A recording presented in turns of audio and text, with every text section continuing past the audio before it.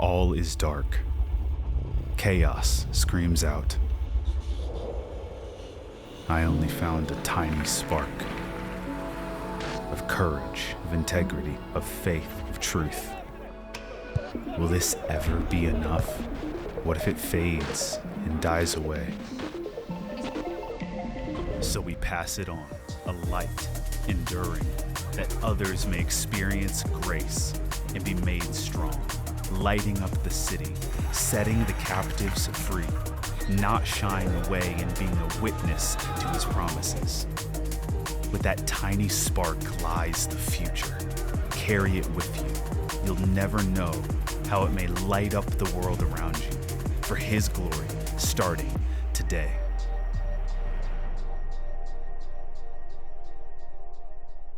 We have a special guest this morning, to preach. Actually, she's not a guest. She's been here since 2017. I've worked with her, co-labored with her in Kids Church. Young as she is, I learned a lot from her. You can really tell that she has the gift of leading. My leadership skills. She's so talented. Multi-talented person. She can sing, she can dance, she can act, she paints. Actually, she paints. One thing she doesn't have is the talent to eat. Until now, she's still skinny.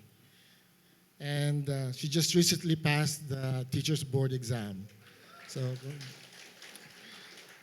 we have the privilege of hearing from God through Jean Aubrey Garin from Every Nation Campus. Thank you, Gidya Kuya Bob. Feeling ko audition ko na ni sa PBB. Feeling ko, wait lang. Ayan. Good morning, church! Kitaon ba ko? Sorry, joke. Ayan. Can you greet your neighbor beside you? Good morning, y'all! Ayan. Pakicheck po kung bugtaw pa or gutom na. Ayan. Okay. Yay. So, if this is your first time attending our Sunday service, welcome. If hindi man, welcome liwat gyapon. We are so glad that you can join us here today. So, we are on our second installment of our series, The Future is Now. Wow. So last week, Pastor Richard preached about Jeremiah and Judah, and today, I'm tasked to preach about Esther and Persia. So, maybe you're wondering, why future is now? Do wala siya nagasanto, future tas now, di ba? Pero, the reason for that is, as you know, our church or our movement is focused on reaching the next generation. Look at your seatmate kung upod pa ba na siya sa next generation. Ayan. In fact, when we do church plant, we really consider that our location is near the campuses. That's very important for us. But why? Ayan. Why? Flash 28%. Ano ning 28%? According to the United Nations Development Program, or UNDP, my source, wow. The 28% of our population here in the Philippines is composed of youth ages 10 to 24. Lantawa biliwat imutupad kung 10 to 24 pa na siya. Kung daw 10 pa siguro, iyan na siya sa kids church. Ayan. So, these 28% are 30 million individuals, 30 million Filipinos. Wow, damo-damo. And where are these 30 million individuals mostly found? Sa diin. Anyone? Classy. Ayan. So, these 30 million individuals are mostly found on the campuses. Most of them, estudyante. That's why we are reaching the campus. And the youth may be the 28% of our population now, but they are 100% of our future. Do you believe that? Yes. Feeling ko sila lang kapati. Do you believe that? Ayan. So we are not just simply hoping that they become better individuals, but we are preparing the next generation right here, right now. So I just want to clarify before anything else, this message is for all of us. Whether you belong to the experienced generation or the emerging generation, this is for all of us. In fact, tanan to the experienced generation na. Because ara na ang Gen Alpha, there's also the Gen Beta, ara na sila sa kids church. So kita di tanan, kita na ang emerging generation. With that, I want to ask all of us, how are we preparing the next generation to stand for the word and calling of God for their generation? And for the emerging generation or the part of the 28%, how are we partnering with the experienced generation in taking heed of God's call for your generation? That's something we want to ponder as we read our word. And with that, let us stand. Let's open our Bibles, digital mana or physical Bible. Let's read from Esther chapter 4, verse 10 to 16. Verse 10. Then Esther spoke to Hatak and commanded him to go to Mordecai and say, all the king's servant and the people of the king's provinces know that if any man or woman goes to the king inside the inner court without being called, there is but one law, to be put to death, except the one to whom the king holds out the golden scepter, so that he may live. But as for me, I have not been called to come into the king these 30 days. Verse 12, and they told Mordecai what Esther had said. Then Mordecai told them to reply to Esther, do not think to yourself that in the king's palace you will escape any more than all the other Jews. For if you keep silent at this time, relief and deliverance will rise from the Jews from another place, but you and your father's house will perish. And who knows whether you have not come to the kingdom for such a time as this.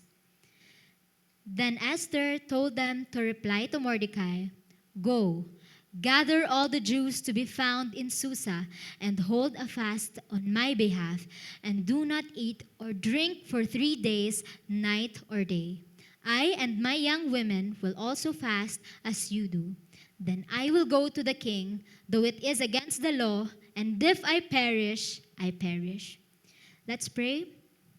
Father God, thank you for your word today, Father.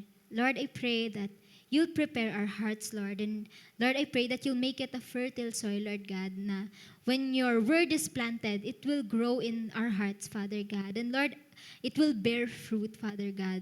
Help us not to be just hearer of the word, but doers of the word, Father. Lord, let your presence be among us today, Father, and bless the preaching of your word. In Jesus' name we pray, amen. Ayan, you may all be seated.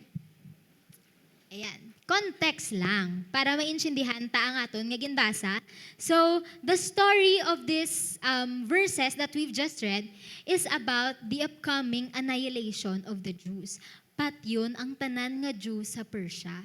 So, paano sila naglabot da? But before that, Persia was one of the largest empires during that time. Lapad-lapad sila. They have conquered about 127 provinces. And they have exiled the Jews from their place. During this time, the king of Persia is King Xerxes. Pero if you are reading from ESV or other versions, it says there, King Ahasuerus. Isa lang na sila katao, pero Xerxes lang akong gamiton kay masapos. Ayan. So during this time, kakadethrone niya lang sa iya asawa ang former queen nga si Queen Vashti. Ayan. So nangita liwat ang king sang bag-o nga queen. So nagpa-beauty pageant ang king, sort of. Ayan. Nangita siya sang bag-o nga queen, and ang napilian niya is muna si Queen Esther. Esther is a Jew, and she was raised by her cousin Mordecai. And during this time, nagkakontra sila. They had an enemy named Haman. He was one of the highest ranking officials in the whole empire. And nainit gid ni si Haman kay Mordecai. He was mad with Mordecai because Mordecai was devout in following God's law. Amo lang na ang reason. Because Mordecai is following God's law. He won't bow down to Haman. Dito na init si Haman. Sa sobrang kainit ni Haman, he convinced the king na ipapatay hindi lang si Mordecai, kundi tanan nga Jew. He wanted to kill all of the Jews. And the reason why, because I believe Haman thought, if si Mordecai is following God's law, for sure all the Jews are following the same law. So why not just kill every Jew?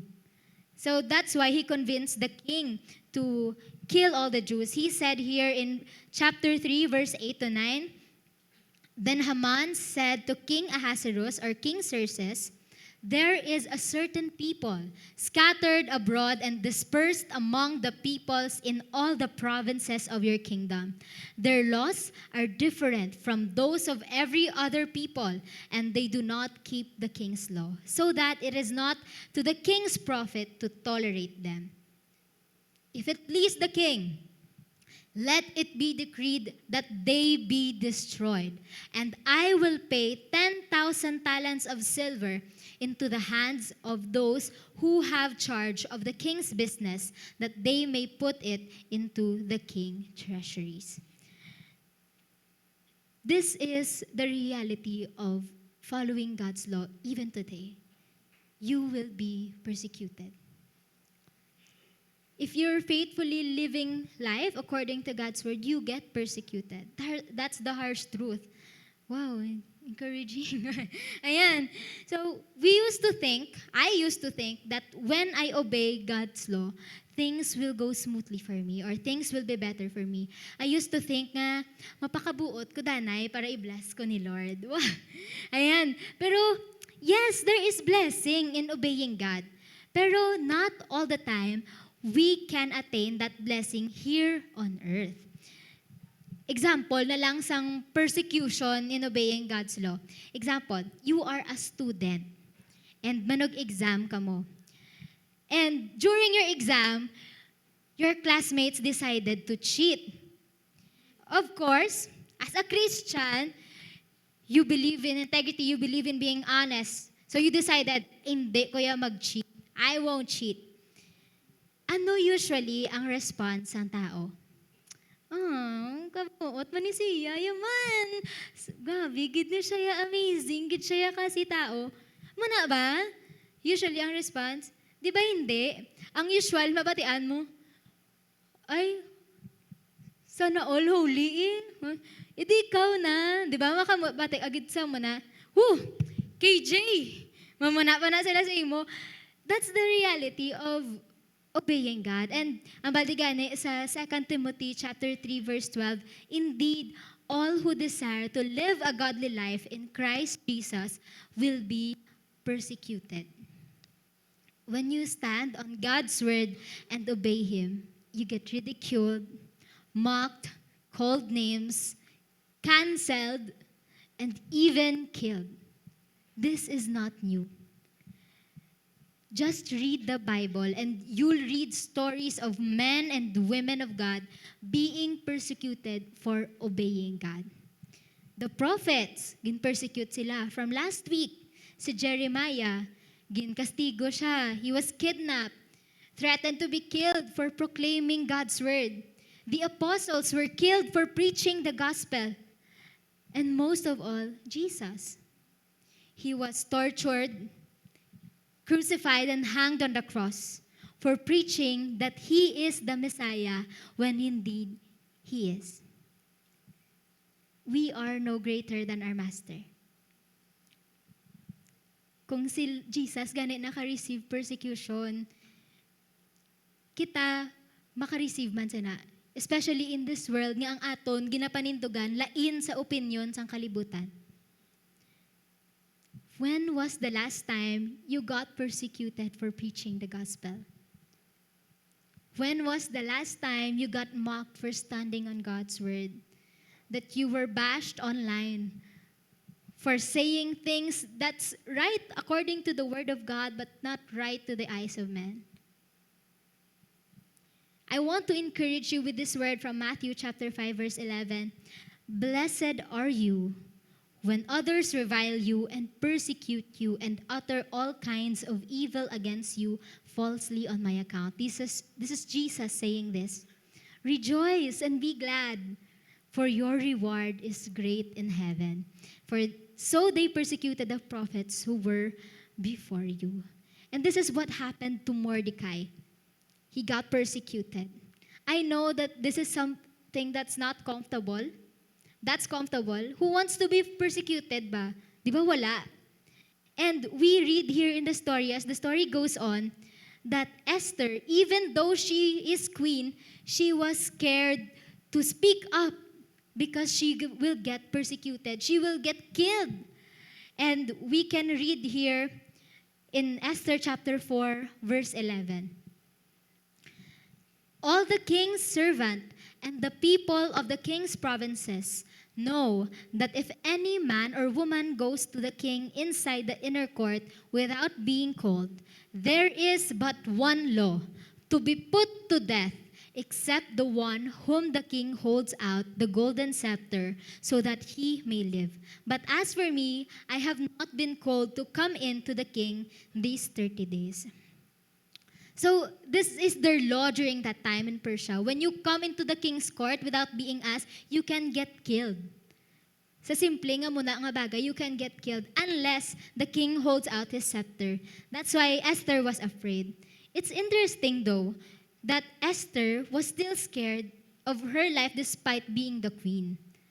Pratida, no, she was the queen. If there is anyone who's closer to the king of Persia, it would be her. But even she was afraid to die. It's understandable and her fears are valid. She's young and she's got so much to lose. Her power, her prestige, her riches, her very life.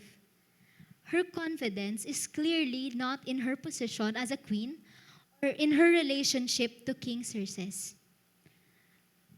But what made her change her mind? Insert Mordecai. Here we will see a picture of the partnership between the experienced and emerging generation.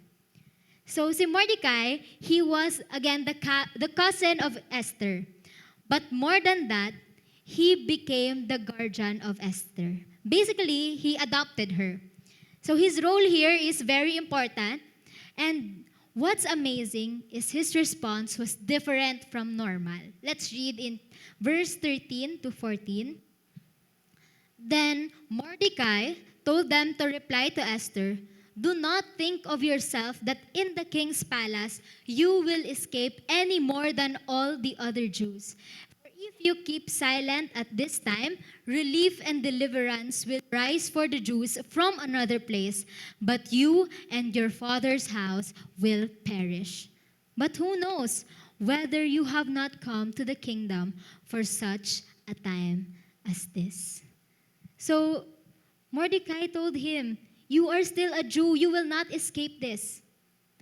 Pero what I liked about the response of Mordecai, he did not push Esther to speak up. Wala yagin nambalan niya sa Esther, "Ako bala nagpadako sa imo, I erased you." Wala yagin man na sa Esther. In fact, he told Esther na if you choose to remain silent, deliverance will arise from somewhere else. And this statement of Mordecai is very interesting because in the whole book of Esther, God was not even mentioned. God was not even mentioned. But I believe Mordecai saw God's providence this whole time because for him, it's no accident that Esther was queen for such a time as this. This shows his faith.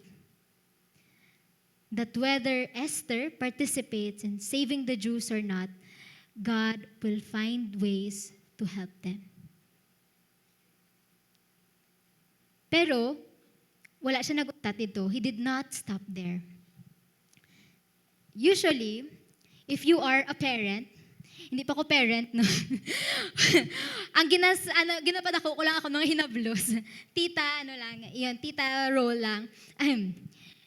I've noticed this sa mga parent, your most usual response is to prioritize the safety of your child. Example, when they play sa mga slide na or anywhere nga mga playhouse, permi kagid hambal, ay hinay ka lang hahalong kagid nan.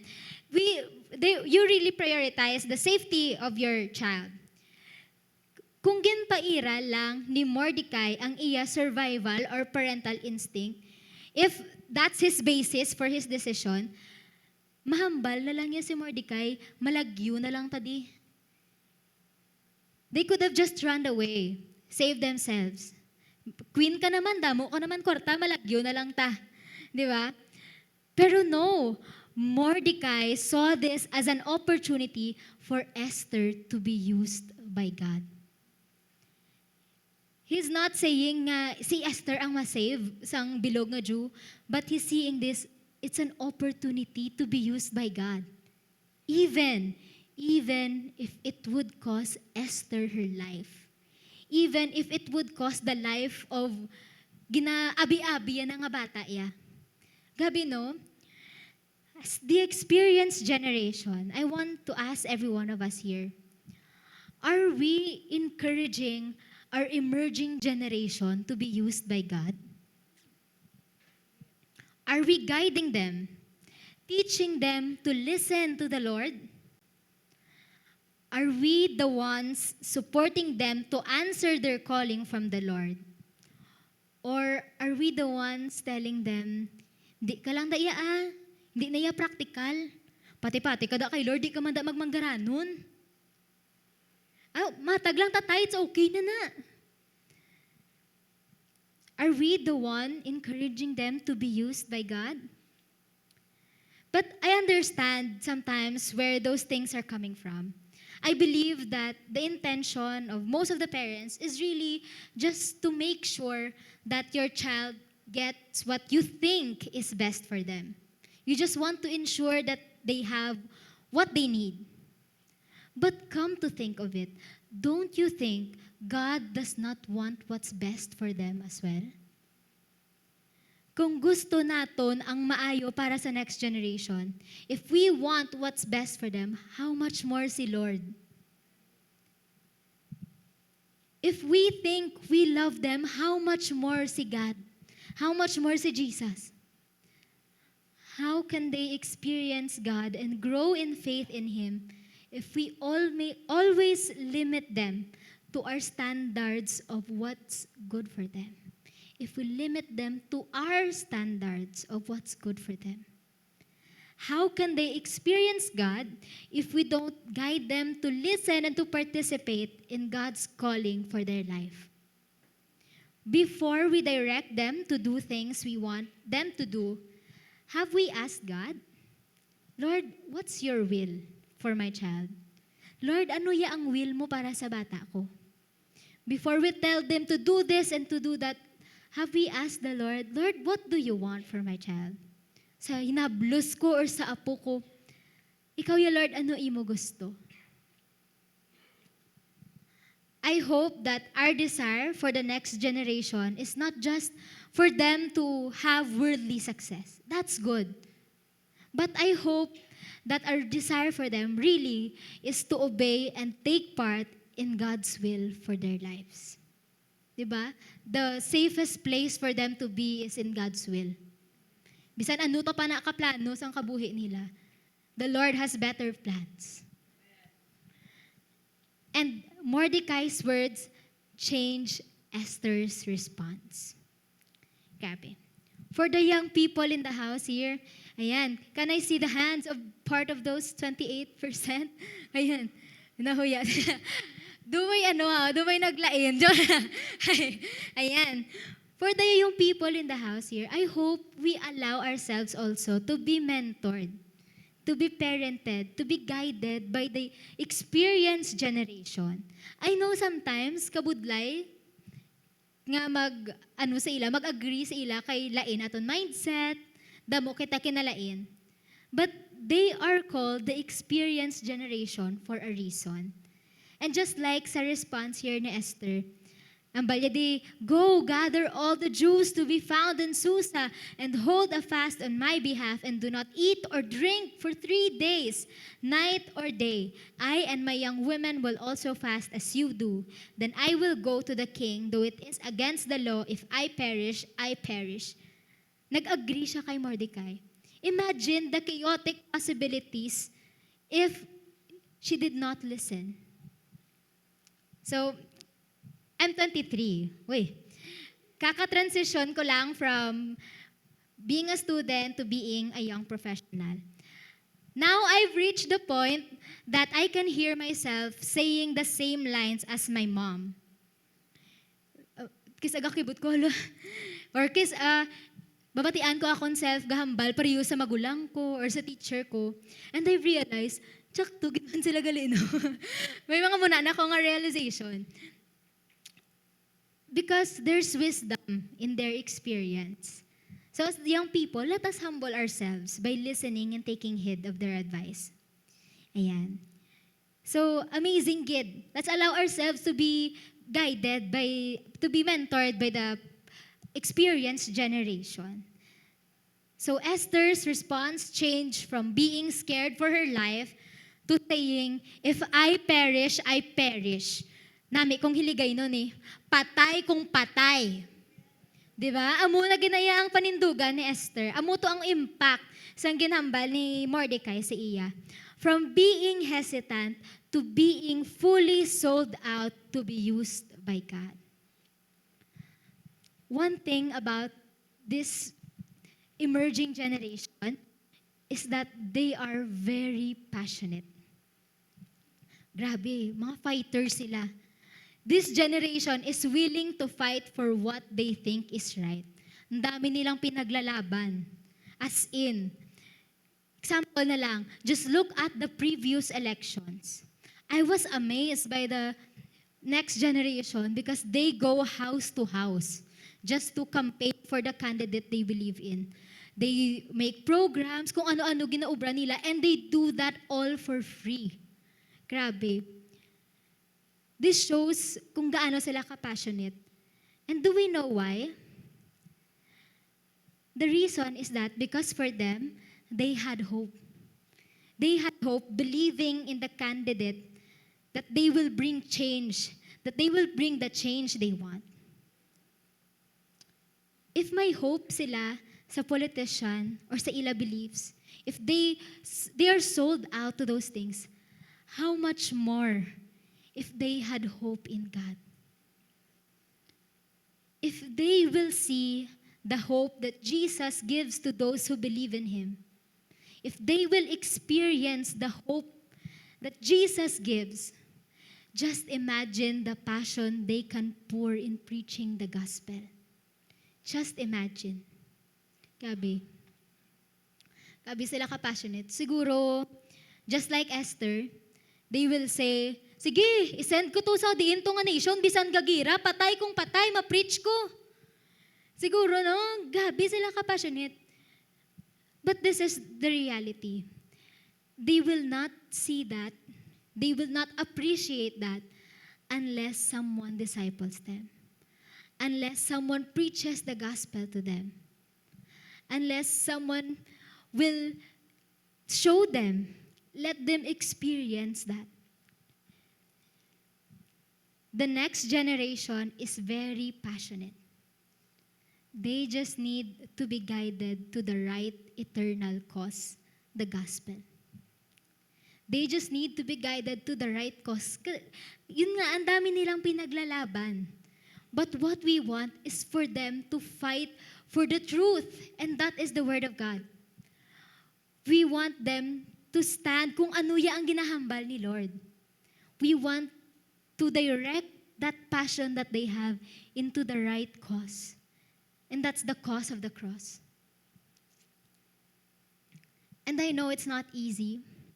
Sometimes when you just post your beliefs in social media, even if it's according to the Word of God, even if it's right according to God's Word, But when you post that on social media, gakabash ka na.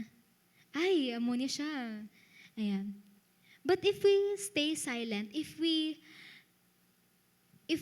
keep our mouth shut about what's right according to God's word, if we remain afraid of the persecution, of the cancel culture, of the bashing, if we stay in our comfort zone and just continue living our life, ay, kami di, budlayan na kami gani, isang pangabuhi namon, gin-figure out lang man ni gani namon, kamu man Go figure it out for yourselves. If we don't disciple the next generation, we will lose them to the teachings of this world. We will lose them to the beliefs of this world. We will lose them to the so-called morals of this world. And you see how twisted it is. Just open your Blue app. Ano nang Blue app? Facebook. Makita mo na da kung ano ang gakalatabo subong. We don't want to lose them in that. We want them to fight for the right cause. And I know it's really not easy to, disciple the next generation, to guide them. So, ginahambal ko lang na it's worth it until ginta experience ni Lord sa akon. Grabe, as in, recently, ari ba di ako ni nablos? Wala man siguro. Ay, ginta experience na ni Lord sa akon kung do feeling ko na stretch gid akon patience in reaching out to the next generation. So, recently, nag-attend ako sa PTA meeting. Sa PTA meeting, sang ako ni nablos. So, gabi, gidya, bakola, manigali ang feeling. Na ano ako, do na kibot lang ko. So, pagsulod ko pa lang sa classroom, kita ko ng mga parents, ayan, ready na sila. Tapos, pagpungko ko, dugay-dugay, nag-check attendance ang teacher. Naman ko siya, ikaw, parent ni mo ni, pag-abot sa akon, ano imo name, day? Ang basa ko sa teacher. Mako, Aubrey, ma'am. Okay, sino bata? Sino mo bata? Sino mo inablos or sino mo pakaisa? Katya ko. Ang bako, si amo ni. Hindi ko na lang pagpangalanan, kay kaluoy man ang dignidad. Saan ako ni nablos? Ayan. So, ang bako, si mo ni, ma'am. Ang balya, ay, siya inablos mo? Wala. Ang bako, yes ma'am. Ako iya tita. Ang balya, iya attendance. Ang ama mo, pala absent, di mo inablos. 4 lang di iya attendance akon. Nakibot ko. Kay doadlaw-adlaw maniga kadto sa eskwelahan. Doadlaw-adlaw manig ginatagan balon. Tas 4 lang iya attendance. Isang time nga to, ang frustration ko, grabe. Hindi man ako ang nanay, pero na-frustrate ako because I'm trying to do my best to make him go to school. Kung whatever he needs in school, ako ang gakadto. Kung may project siya, kulang ako na lang maubratanan, feeling ko ako na-grade. Na-frustrate ako because I'm trying to do my best and then mo na. But, kisama paminsan na lang ko, hindi na. Tama na ni. Ang stress ko, pang nanay levels na. Pero God allowed me to experience that to make me more sold out in what we're doing for the next generation. In my frustrations, napaano na lang ko kay Lord, ikaw na ni Lord. Sometimes when you are so frustrated in the things that are happening, you just really want to pray for them, that you can't do anything but to pray for them and really lift their lives up for the Lord. So it's really not easy. So now I understand deeper why it's not easy to disciple the next generation, to walk with them, to guide them. Kay lain kis ang ila gusto. But I hope we don't give up. I hope we don't give up on them. Because kadamo pa sang pwede obrahon sa ila ni Lord. There's so many things that God can do for their lives. And if we give up on them, just imagine what will happen. 'Di ba? Na-amaze ko gani, kay kung isipon ko, si Lord gani, wala, na-give up in, pursuing us. Lord, teach us to have that same heart for them. Nga hindi kami makapoy sa pag-reach out sa ila. So it's really not easy. But I hope, let us not, our desires or ang aton preferences stop us. And, yun, I hope that we see the value in the next generation. If at this point, you still think na I still don't understand na the heart for the next generation, nga akin ang land ko gid ni Ubrahon, now I want us to listen to a testimony of someone from the experienced generation who don't have that desire to reach out to the next generation before, but through faith, she decided to step out of her comfort zone to preach the gospel and disciple the next generation. So at this point, let's call on Ate Kersey. Thank you, Aubrey. Good afternoon, everyone. I am Kersey, and I'm here to encourage us about our movement's heart. I think many of us are aware na ang Victory or Every Nation focuses mainly on campuses.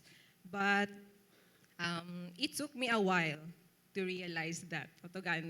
I often said I prefer ministering sa mga young professionals versus the students. But gabi ang work ni Holy Spirit because since 2012, I was a part-time teacher sa CPU, teaching the first year accountancy students or accounting students. And it motivated me na mag-teach. After gaining an experience from an auditing firm, it motivated me ang pag-teach because it's a perfect avenue to share the gospel. But back then, I still didn't grasp the importance of discipleship. Just sharing the gospel, sharing verses before we start the classes. But one day, may desire ko bala nga, and nag-request ko may isang prayer from my victory group na gusto ko gid ang heart bala, ang compassion like Jesus when he saw the crowd, di ba? He felt compassion. Gusto ko na nga, Lord, gusto ko maka-share sa gospel, especially sa next generation, kaya hindi ko gid trip magupod sa ila kay introvert or hipuson ko kuno pa. Kag nang di ko kasabay. But it came through, no, unexpectedly. Bisan I grew up in a Christian home. My father got saved when I was 3 years old. But one day, assess kong heart ko wala ko gana mag-share sang gospel, especially with disciples sang next generation. But after how many years of teaching since 2012, kibot na lang ko nga may joy na ko mag-upod sa mga students. Wow. And it came through na may joy gid from the Holy Spirit.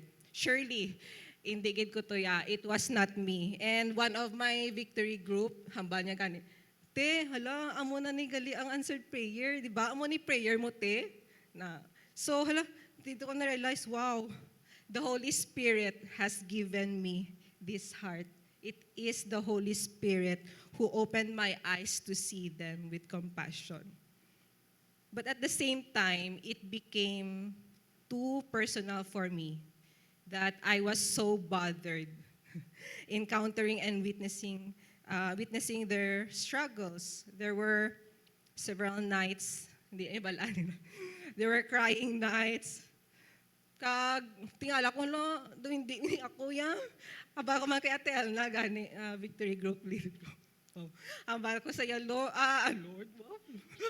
Elna, Ate Elna, ambal ko, grabe. Nang sakit-sakit sa heart. Singo daw, and also I reached out to my one of the closest friends, mga leaders man. One of them is si Ate Christine, a campus missionary from Rojas. She said, ba niya, Kurz, that is your mission field. You are in the right place. Ba niya. This is the cost of reaching the next generation when we get to see what they really are, their brokenness, and we have to be ready for that. But we get to see the heart of God for them also. Then we can overlook their brokenness and still do what we need to do. I shared ang struggle nga to, share ko lang. Remember ko gid ang isa ko ka student, kay permi siya ga cutting classes. Bali 23 hours amon nga klase, 20 minutes lang siya ma-attend. There was a time that I ran after him. And then, ma-out ka, tapos damo lang siya rason. And then, nakulitan na siya guro sa akon. And one time, gin-message ako sa isa ka online nga site sang CPU ginagamit, Canvas. So, dira sa kami ang correspondence namon dira mo. So, unexpectedly, I received hate messages from him. And that really crushed my heart. Grabe, sakit-sakit. Yes, sa heart do, makadunot pride ba? Inadunot, kaya naigad ako nga pride. But I'm thankful, gid, sa mga leaders dito sa church community. They were guiding me. And God has also been faithful through those challenges. He was faithful, sustaining me sa studies ko, sa teaching, sa business. And I'm really amazed kung ang isa ko student naka-share siya sa akin nga, ma'am, ang devotional namon wala kada mag-start sa klase before we start or sa end naman niya ang devotionals na to or ang verses na to, it convicted her. I was really not expecting that, but I thought I was just sharing the verses, simple verses, but then God proved that His word never returned to Him empty and void. His word is alive. In fact, nang ibandri, isa sila nag-intern na and they were attending Man Victory Group. So, all praises to God, gid. And thankful man ko kay Pastor Dandy, kagwa ko da sa una, after prayer meeting. Hamo niya, Kurz, ga-teach ka pa? Hamo ko, nag-rest lang ko sa buong ko, Pastor. Hamo niya, ng gumita, gina-Kurz sa mga teaching platform. So, that word encouraged me. And I hope right now, I can encourage you to reach out sa next generation. Let us take this seriously, church, especially with the recent rising HIV cases. This calls for a change in us, the experienced generation. This wake-up call is not just for pastors, campus missionaries, or ministers. Yes, God is in control, but I hope and pray that we would all take part in reaching and discipling our next generation. We are dismayed of what's happening today, but we face a choice. We face a choice to stand idle, or to stand idly, or take a step towards their cry. This cry. Do we hear their cry? Sige, let me pray for you.